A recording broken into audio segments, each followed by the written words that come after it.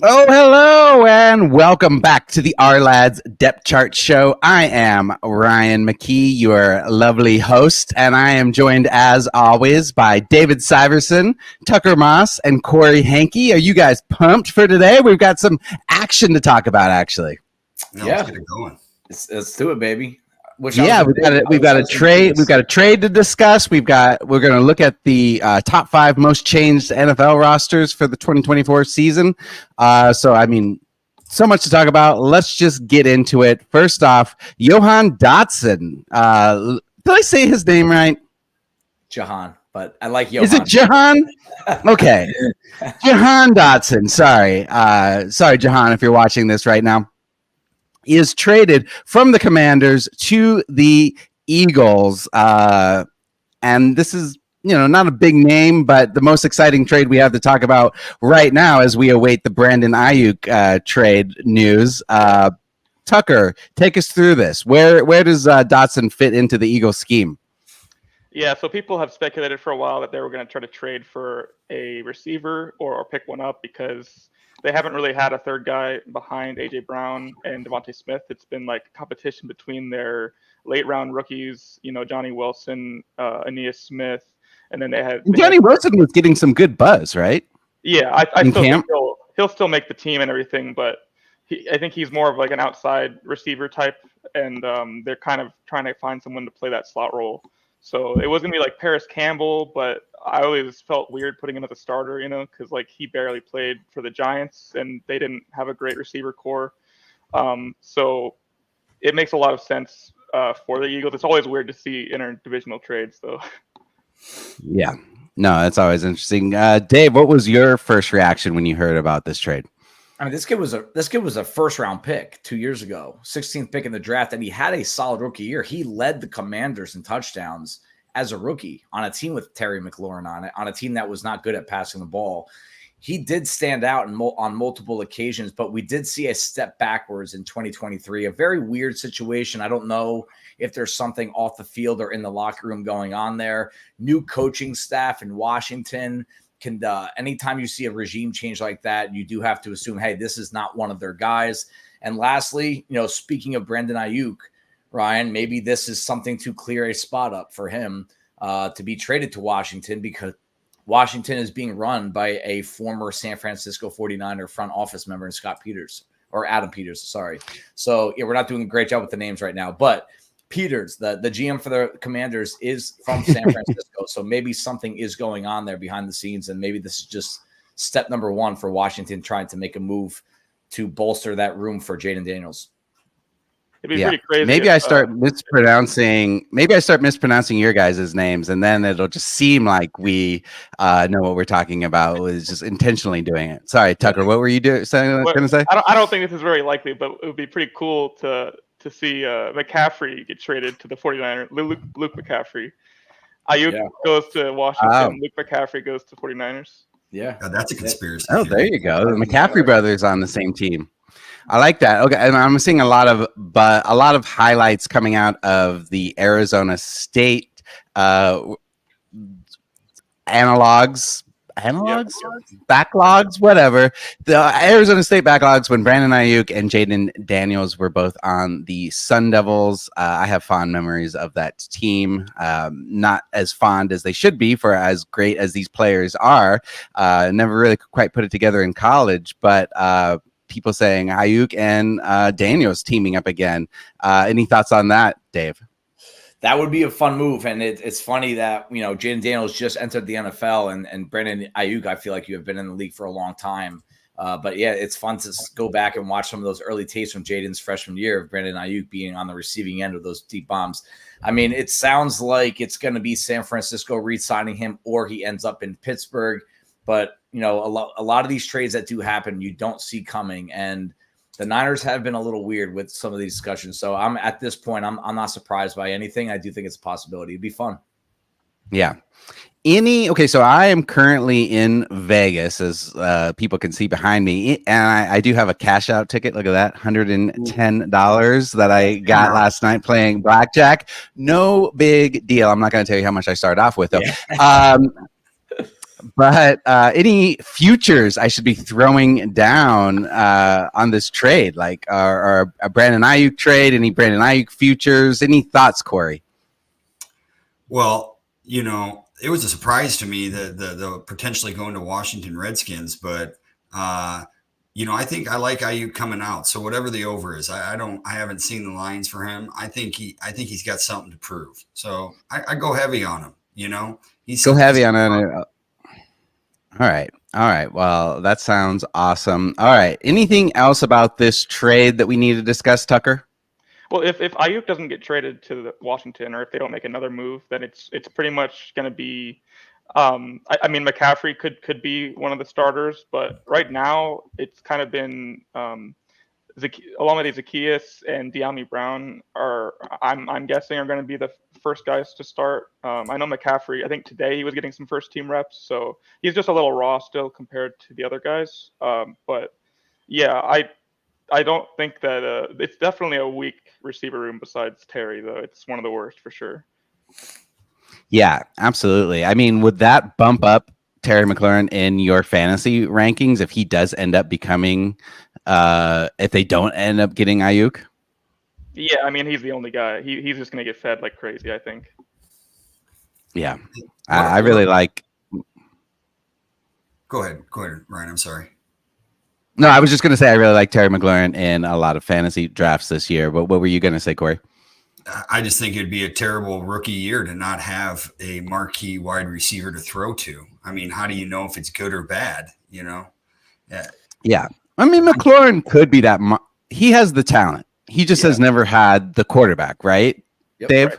Yep. Yeah, McLaurin has been one of the most underrated NFL wide receivers since he came to the league in 2019. He was underrated as a prospect, and he's been underrated in the NFL. And if you go through the list of quarterbacks that he's played with since 2019, I bet the casual NFL fan would not recognize 90% of those names. He's been playing with backup quarterbacks his entire career. But Zach Ertz has been getting a ton of play from Washington media through training camp. So, he's on his last legs. But, if you're into fantasy and you're just into targets, which at tight end, that's really what you're going for, is how many opportunities are they getting? And especially in the red zone, Zach Ertz is a sneaky tight end play for fantasy late in drafts. Uh-oh. Interesting. Okay, that is very interesting because I'm going to mispronounce the name again. Ben Sinnott. Is it Sinnott or Sinnott? Sinnott. Ben Sinnott has been creeping up sleeper rankings actually in fantasy. Just a talented rookie tight end that they drafted out of Kansas State. Am I getting that correct? Who lined up all over the field in Kansas State and had a very interesting skill set. If Ertz is getting so much play, should we be staying off that Sinnott sleeper pick?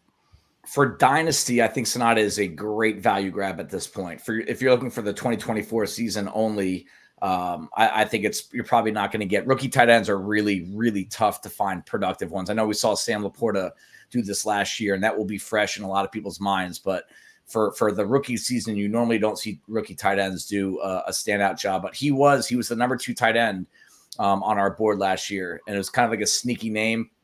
Absolutely tore up his workout numbers. I mean, this guy is a bona fide NFL athlete, a 0-star recruit coming out of high school, and he really morphed into one of the top players at that position in the draft, only behind Brock Bowers. He was the only tight end we had ahead of him last year. So in terms of dynasty, Ryan, I'd be all over this kid.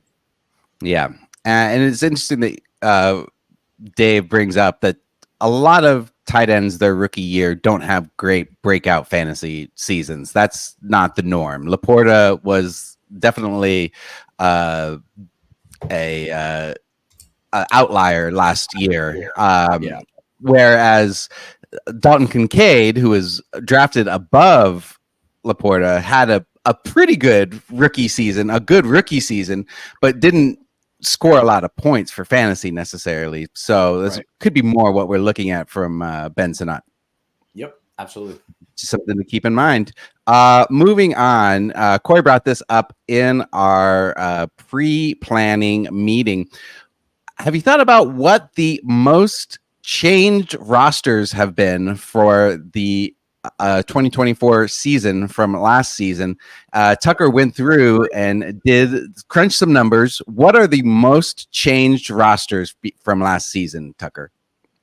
Well, the top two we've discussed previously when we've gone through rosters, but they're not really surprising because of the regime changes they both had. So number one was this is just looking at total, like how much roster turnover they had. So how many returning players they have total.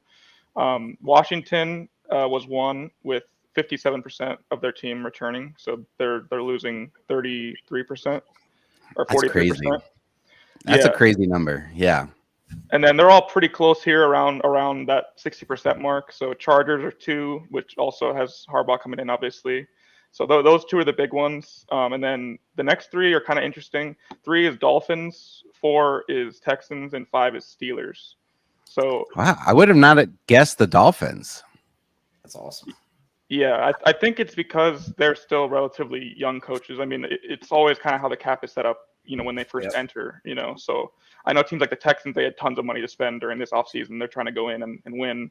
And I would probably say similar for the Dolphins as well. They have a lot of injuries, so bringing in a lot of guys. And then the Steelers is like their whole secondary and offense are all revamped. So it might not be a new regime, but they're really overhauling a lot of things.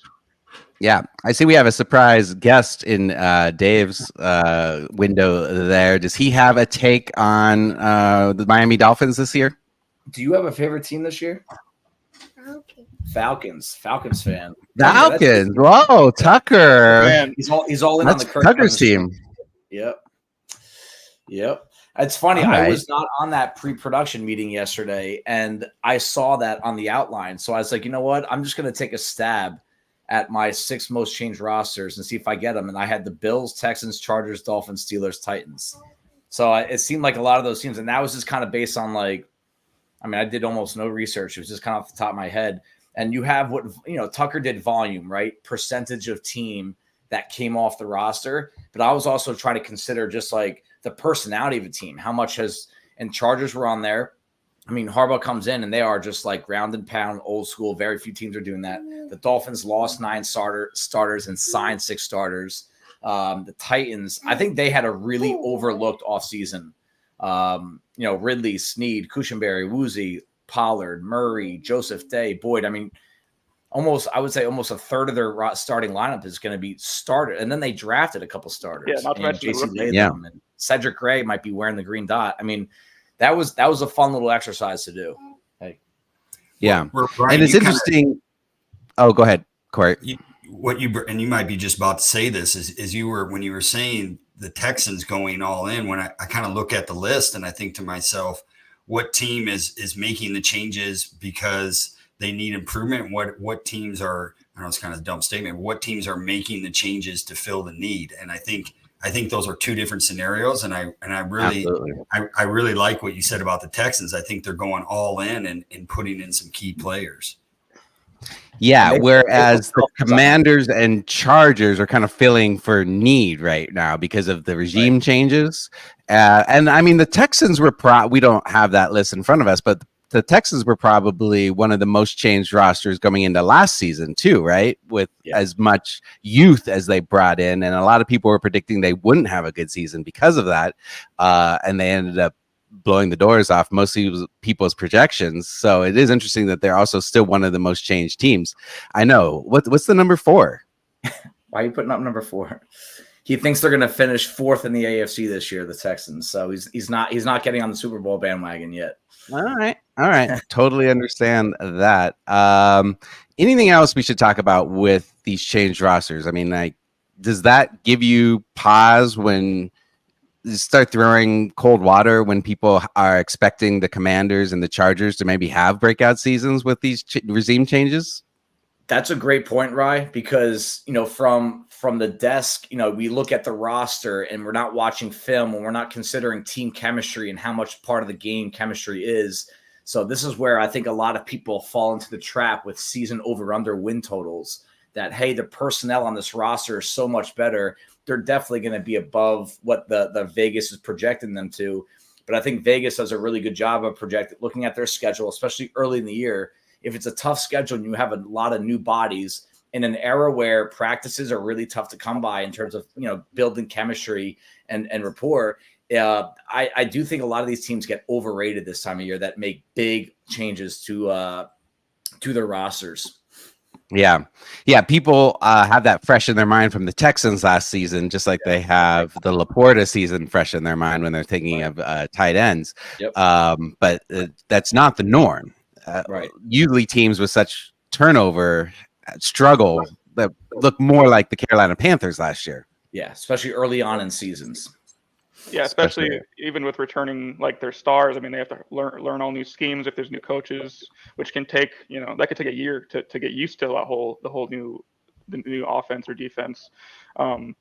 It's the Chargers is one I think of specifically, like where they have so much, like on paper, like their team always looks really good, but then it ends up, like last year their defense was one of the worst, but on paper it looks really good, really cool, good names there, but the game isn't played on paper is the big thing. So that's always the most fun to see how it actually plays out.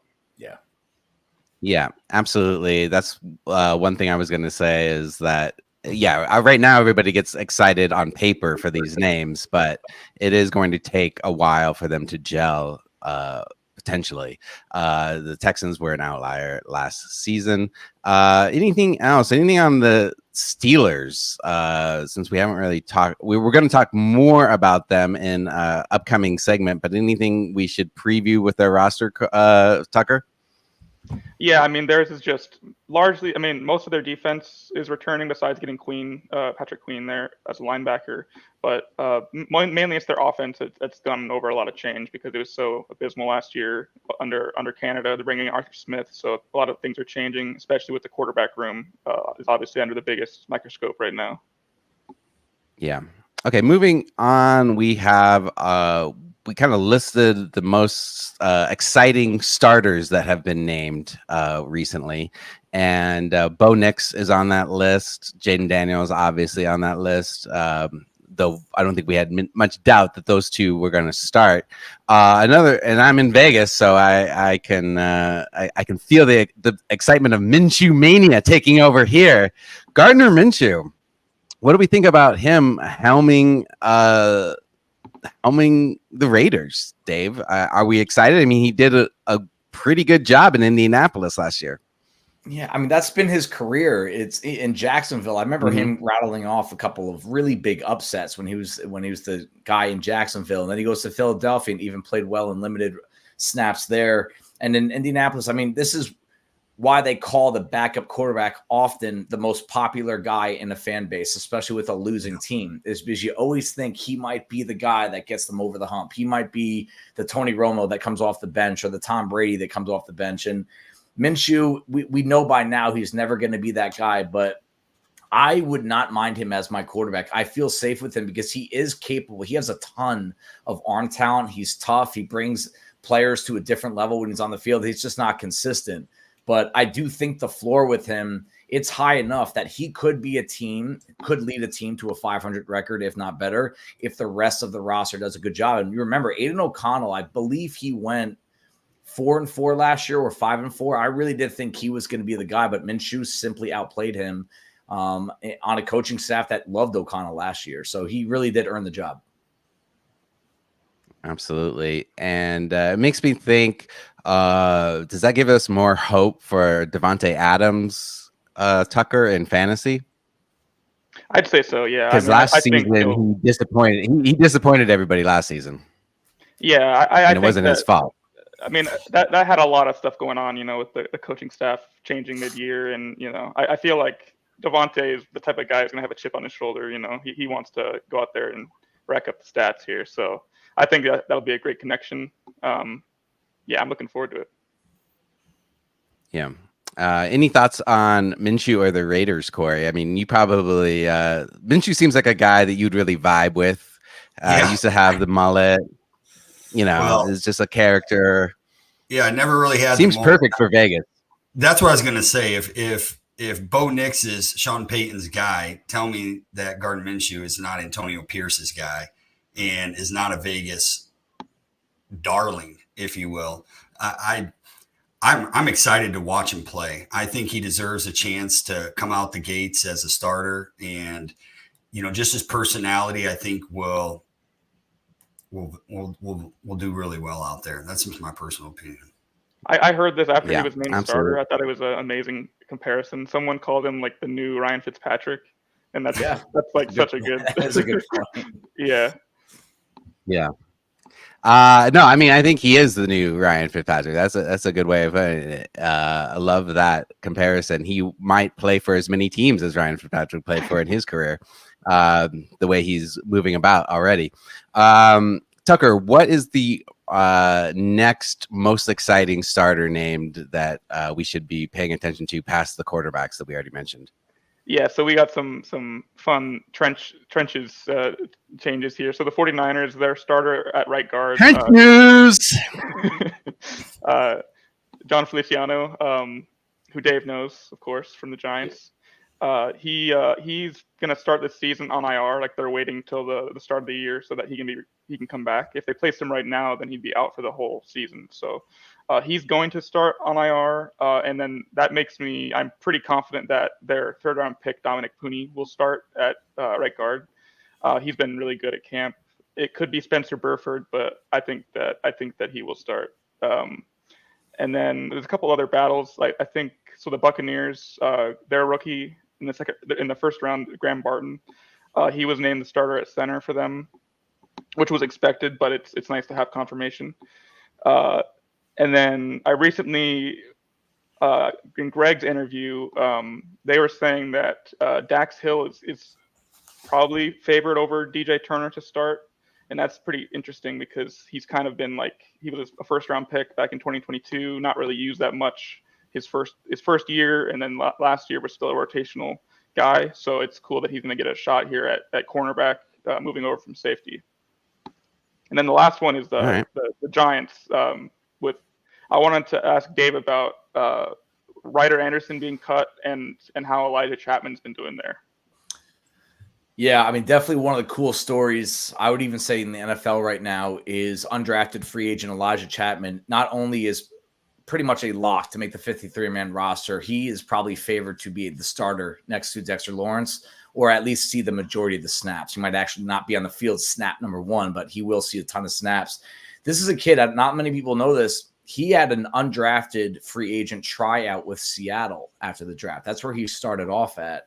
Didn't make it. And I mean, there's it's a crazy market for undrafted free agents immediately after the draft. They say it's one of the most hectic times of draft weekend. It's like the wild, wild west. You have teams calling agents and players and saying, hey, when the draft's over, can we sign you for this much money? Can they get into bidding wars? And nobody wanted Chapman. He had to try out for Seattle. Then he had to try out for the Giants. And the reason why, he's 5'11", 280 pounds. You don't see that at NFL defensive tackle. You just don't. It's such an outlier. But what he does have, and we had this down in the report, he has 33-inch arms. And that is a really, really long arm length for a guy that size. So now you can start to see why he succeeds in pass rush situations. He's really hard to get a hold of, but he has the length to keep blockers away from locking onto him. And then you throw in the upper tier athletic ability that put him on the Bruce Feldman freak list at this time last year. He is absolutely shined. He's been their best defensive lineman this preseason. And if you saw that highlight, he chased down JJ Taylor, the Texans running back, 30 yards down the field. That was crazy. That was unbelievable. Step for step. Yeah, that was great.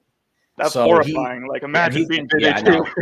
His dad's a lumberjack, which is really cool. I thought, he's just got that country. That is cool. That sounds like he should be a football player. He should be a bouncer because he'd be a very successful bouncer if the NFL does not work out for him. Well, what's your favorite nightclub there in New York? Where should he go? Oh man, don't you ask the wrong guy? How much if the arm length? If he has such long arms, what is the negative of the height? I don't really understand. It's like a leverage thing, or it's also just it's I would say lack of range in terms of wingspan, but also at 5'11", you just can't put more weight on that frame. I mean, he is maxed out and 280 pounds. And this is where we'll see. I don't know if this guy's going to be a factor 2 years from now, because once teams get a scouting report on him and know how to handle the quickness and the length, he's going to be a 280-pound defensive tackle. You don't see that, unless you have something special about you athletically, which he might have. We'll see. But remember, all 32 teams pass on him in the draft. All 32 teams pass on him in undrafted free agency signing period. How do you do against the Jets yesterday?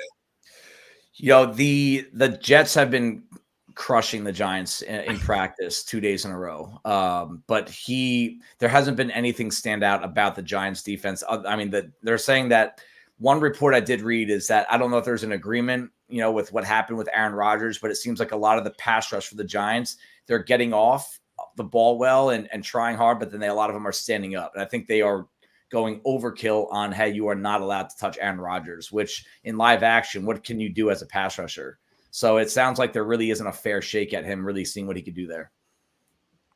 Interesting. Okay, we have to move on to our premier matchup that we are going to be talking about and looking at their depth charts, the Steelers versus the Lions. We brought this up initially because I thought it was interesting that Russell Wilson is starting in this game. However, Mike Tomlin has come out and said that not only will Russell Wilson be starting, but the entire starters will be starting for the Steelers. So let's take a look at that depth chart. I think this is the only team that I've heard is starting their starters, right, Dave? So far for this preseason weekend? It's hard to say. I don't think this will be the only team because, and the reason I say that is we're used to the last preseason game being where nobody plays because the team has a game the next week, right?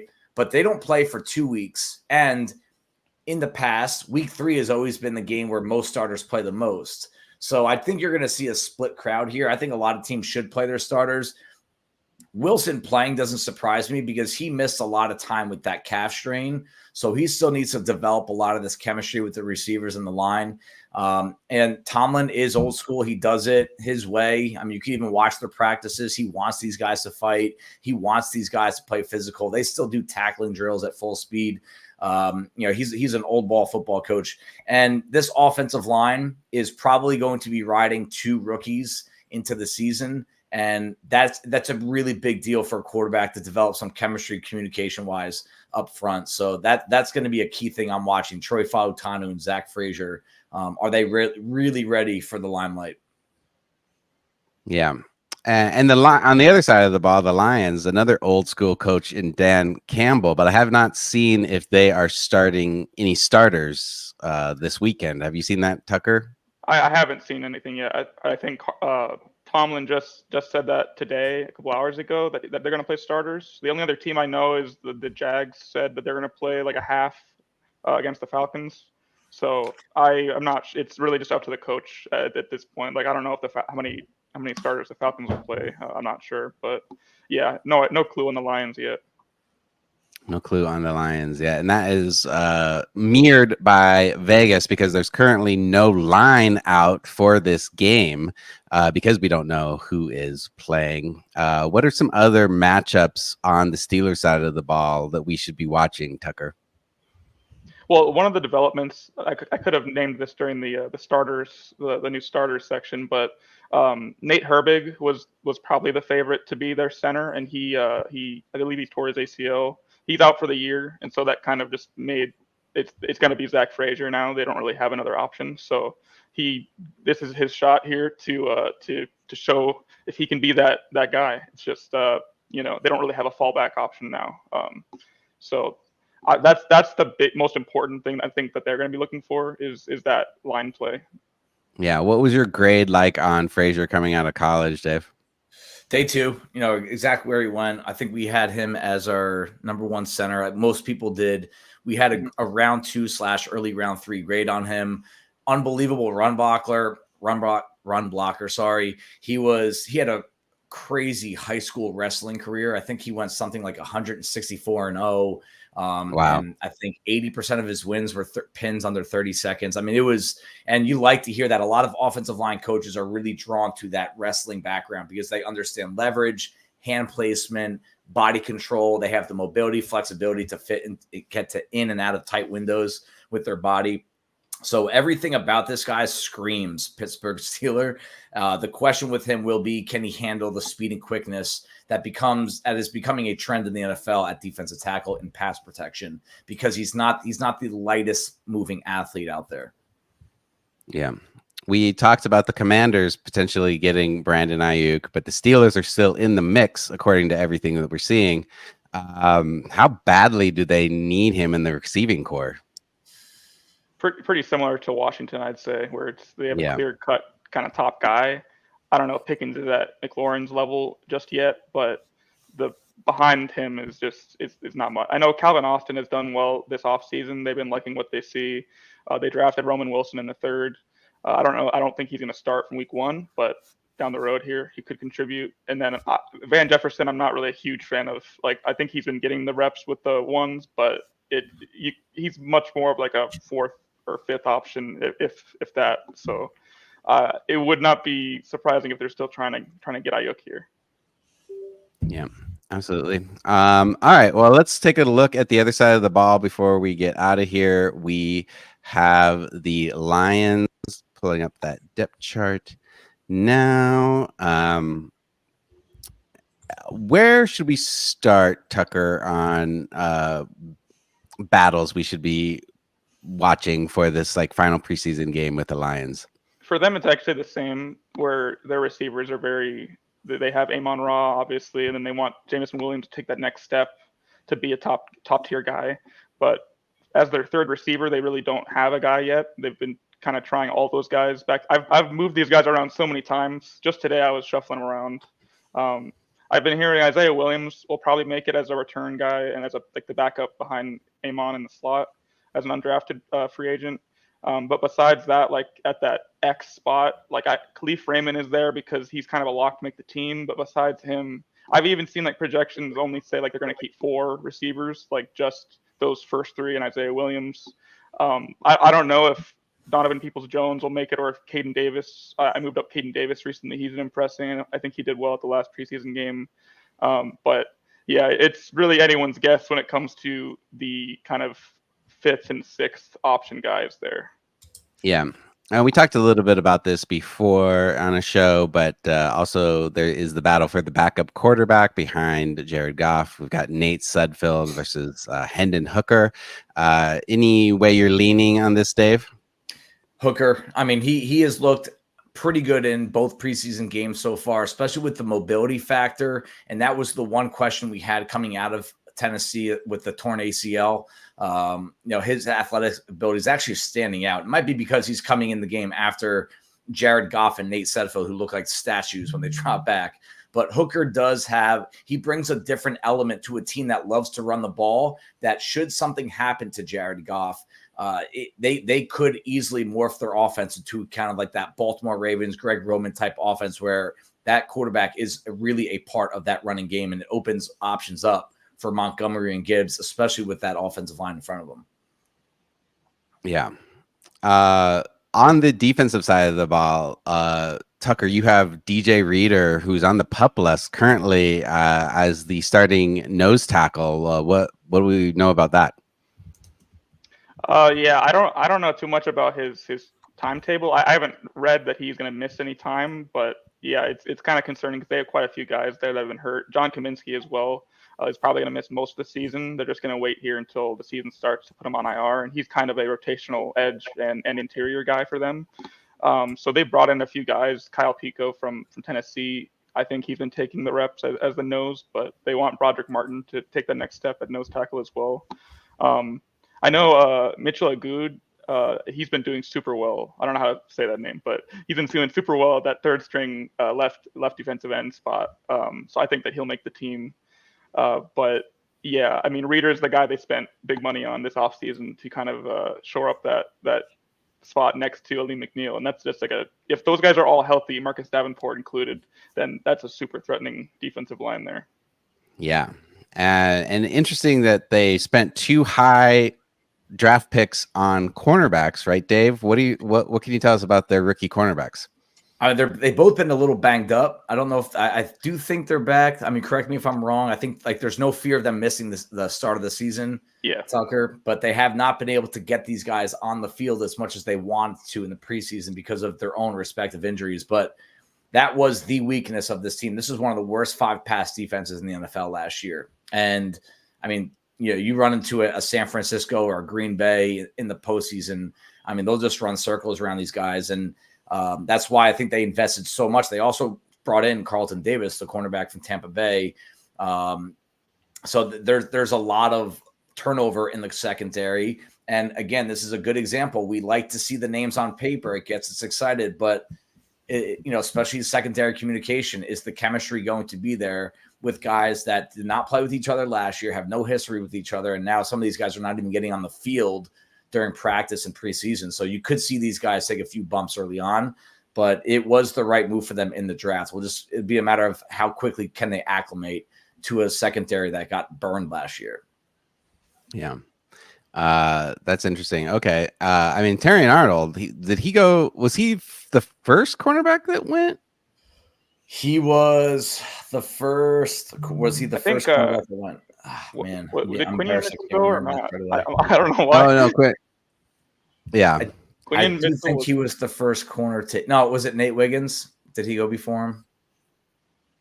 We should know this, guys, but we don't. I shouldn't have asked. I shouldn't have asked that question. Sorry. I'm going to turn off my phone after this call. Wiggins is after them. I don't know which one is first though.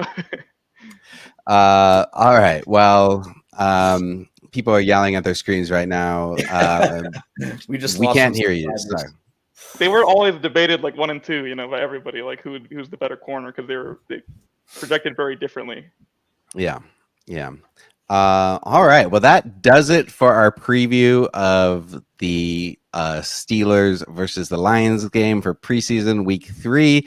This is our last week talking about preseason. So that's exciting. So next week we will just be able to recap what we saw in preseason and have some more updates on week 1, which will be exciting. What's that? The roster cutdowns will be next week. And roster cutdowns. We have lots to talk about. Any tips for me in Vegas, guys? Find the momentum and go with it. Don't question it. Go with it. When the table's hot, put it down. Got it. Everything on red, baby. All life savings on red. Love it. Tucker, what's your Vegas? Go find Minshew and hang out with him. I think that'd be a blast. Well, I have a chance to maybe go to the Raiders 49ers preseason game on Friday night, so maybe I'll see him there. Yeah. Maybe we'll become best friends and we'll get him on the show next week. That would be sick. Like your odds. That would be amazing. All right. Well, thanks guys for joining me. Dave, where can people find you online? On Twitter, Ourlads_Cy. We have the rest that now I am on to the top 5 prospects heading into the 2025 and prospects for the 2025 NFL draft heading into this season. And then I'm going to be putting out the Ourlads Preseason all rookie team, which will be in article format and video format over the weekend. It'll be sent over to Ryan. So you guys should be looking for that prior to week 1. Absolutely. That's exciting. Well, guys, we will all be back next week. Cory and Tucker, thanks for joining me. They don't have social media that you can go follow, but go follow Dave. Follow me at the Ryan McKee on X or Twitter. And we'll be back next week. Same time, same channel.